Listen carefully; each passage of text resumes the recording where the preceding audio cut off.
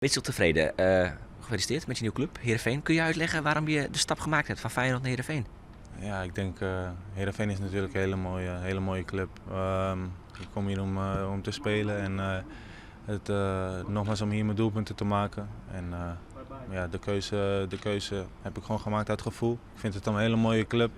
De mensen zijn leuke mensen hier. En de groep is altijd een hele goede groep Heerenveen. Dus ja, dat is zoals mijn keuze. Zo heb ik mijn keuze genomen. Ja. Bij Feyenoord mag je zeggen ja, dat ze uiteindelijk gekozen hebben om Kramer te halen. Dat jij daardoor hebt gezegd van nou ik ga weg. Is het zo een beetje gaan?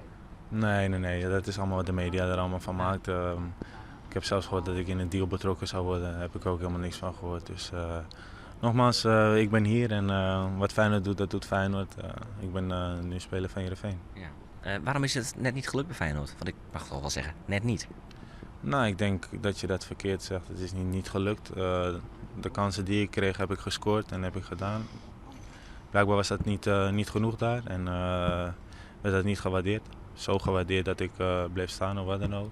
Maar nogmaals, dat is achteraf en ik heb nu mijn nieuwe uitdaging te pakken en kan niet wachten om hier te voetballen. Nee, wel goede statistieken hè, bij Feyenoord. Ik bedoel, op basis daarvan zou je zeggen van ja, aantal doelpunten gemaakt per minuut bijvoorbeeld. Top.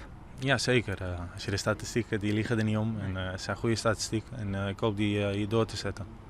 Waar ligt jouw kracht? In de 16 meter. Ja. Doelpunten maken. Doelpunten te maken, ja, daar ligt mijn kracht. Ja, want je hebt verschillende soorten spitsen. Hè? De een die, ik zeg maar eventjes, is een bombardeachtige speler, gaat met zijn kont in de goal. De andere is een oetachtige speler zoals die vorig jaar was. Veel meespelen. Er is ook eentje die maakt veel goals. That's it. Ben jij zo'n speler of? Nee, ik denk niet that's it. Ik denk dat we dat ook wel gaan zien. Hoe meer ik ga spelen, nou, zullen jullie dat zien. Ja, je bent veel completer dan alleen maar doelpunten maken. Ja, dat denk ik wel. Maar nogmaals, doelpunten maken, ja, daar leef ik voor en dat is al een hele mooie stap. Ja, concurrentie met Veerman. Ja, die concurrentie moet er zijn en nogmaals, we gaan keihard trainen en dan is het aan de trainer. Ja. Ben je helemaal fit? Ik ben helemaal fit, ja zeker. Je zou dinsdag al kunnen spelen. Ik zou dinsdag ben ik inzetbaar, zeker weten. Het is niet zo dat jij blij was dat die wedstrijd verplaatst werd, of juist wel? Ja, misschien stiekem wel een beetje. Ja. Mooie start, nieuwe start, eerste wedstrijd erbij, is perfect. Succes. Dank jullie wel.